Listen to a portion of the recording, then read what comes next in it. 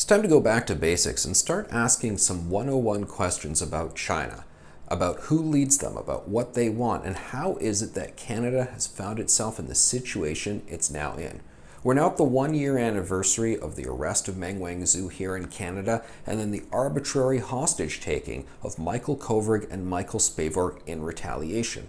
Now, Canadians have been watching a whole bunch of things happen in those past 12 months. A lot of odd other hurdles, comments from John McCallum, our former ambassador, comments from their ambassadors calling us outrageous things, saying Canadians are white supremacists. We had the pork ban. We're having the broader question about whether to ban Huawei or not.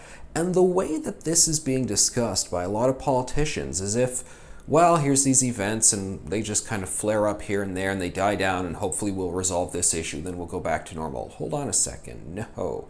Time out. There's something else going on here.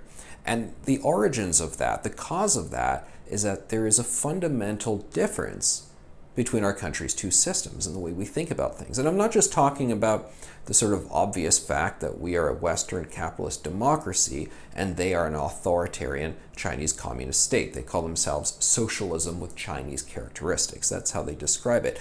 No, there's something else going on that's very different and unique to the Xi Jinping era.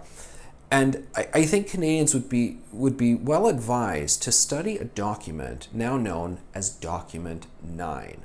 In 2013, the senior leadership in China distributed this memo to all sort of Communist Party functionaries, all different politicians at various different levels, and people who end up making decisions all across the country. They didn't want this document to get out. In fact, one journalist who released it, a 71-year-old woman, she was imprisoned in China for releasing this document. What Document 9 does is it says, hey guys, we just want you to know there's been this whole chatter about Western ideals in China, both Western people trying to force it upon us, and then some people in China who are getting interested in these ideals. And we just want to talk to you about why these are terrible things and why we should smack them down.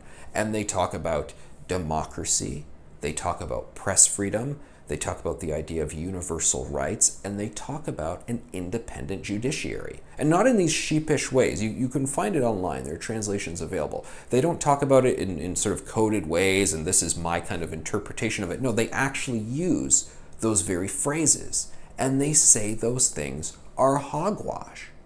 So when we see that they're randomly holding Michael Kovrig and Michael Spavor and say, well, what do we do? Oh, well, maybe if our allies go and talk to them about the importance of liberal values, maybe if we hashtag this and that, maybe that'll get them on board. Maybe they'll be embarrassed that they're not living up to our idea of these values of, press freedom and human rights and so forth. And they'll go, okay, you got us there, and they'll release the guys. No, they won't do that, because they are fully aware. They're not ignorant at all. They're very well aware of things that are going on in the world, and they got brilliant minds throughout their government. They're fully aware of how we roll, of what we do, and why we do it. And here's the thing. They reject it. They absolutely firmly reject it as nonsense, and they talk about the superiority of their own system.